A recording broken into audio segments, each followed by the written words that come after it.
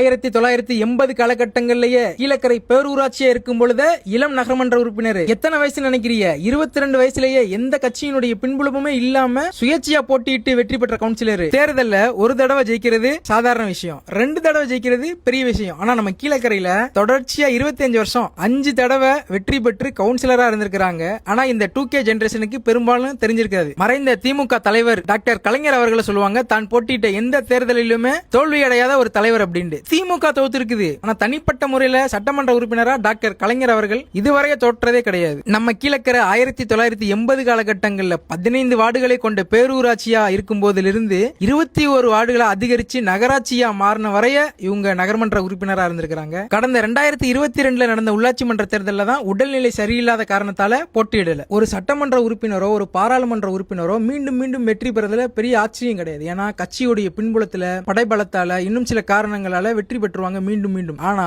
இந்த மாதிரி சுயேட்சையான கவுன்சிலர்கள் வெற்றி பெறுவது ரொம்ப பாராட்டுக்குரிய ஒரு மிகப்பெரிய விஷயம். ஏன்னா நமக்கு ஓட்டு போட்டவங்க பக்கத்து வீட்டுக்காரவங்களா இருப்பாங்க, எதிர்த்த வீட்டுக்காரவங்களா இருப்பாங்க, சொந்தக்காரவங்களா இருப்பாங்க, தெருவுக்காரவங்களா இருப்பாங்க. அவங்களுக்கு உள்ள குறைகளை நம்ம செஞ்சு கொடுக்காட்டி முகத்துக்கு நேரம் சொல்லிட்டு போயிருவாங்க. அப்படிப்பட்ட ரொம்ப கிரிட்டிக்கலான அதிகாரம் படைத்த பதவி தான் இந்த கவுன்சிலர் பதவி. இப்போதான கவுன்சிலர்களுக்கு எல்லாம் மாச சம்பளமா 5000 ரூபாய் கொடுக்கறாங்க. ஆனா 1980 காலகட்டங்களில் நகர்மன்ற கூட்டத்தில் கலந்துகிட்டா மட்டும்தான் ஒரு கூட்டத்துக்கு 20 ரூபாய் கொடுப்பாங்களாம். அப்போ உள்ள காலத்துல இருந்து நகர்மன்ற உறுப்பினரா பணியாற்றிட்டு வர்றாங்க. தொடர் வெற்றிக்கு நம்மளுடைய செயல்பாடு தான் காரணம் சொல்லிட்டு நம்மள்ட்ட ஷேர் பண்ணிக்கிட்டாங்க. தெருவுல மின்விளக்கு பிரச்சனை, மழைநீர் பிரச்சனை, கழிவுநீர் பிரச்சனை வந்தாலுமே நகராட்சி ஊழியர்கள்ட்ட சொல்லிட்டு நான் கிளம்பிட மாட்டேன். அந்த ஸ்பாட்லயே நின்று அதற்கு தீர்வு காணும் வரை நான் அங்கே இருப்பேன். அதனாலதான் மக்கள் தொடர் வெற்றியை கொடுத்தாங்கன்னு சொல்லிட்டு நம்மள்ட்ட ஷேர் பண்ணிக்கிட்டாங்க முன்னாள் கவுன்சிலர் அன்வர் அலி காக்கா. வர்ற தேர்தலையுமே என்னுடைய பங்கு இருக்குன்னு சொன்னாங்க. அதுக்கு நம்ம அட்வான்ஸ் வாழ்த்துக்களை தெரிவிச்சிட்டு வந்தோம்.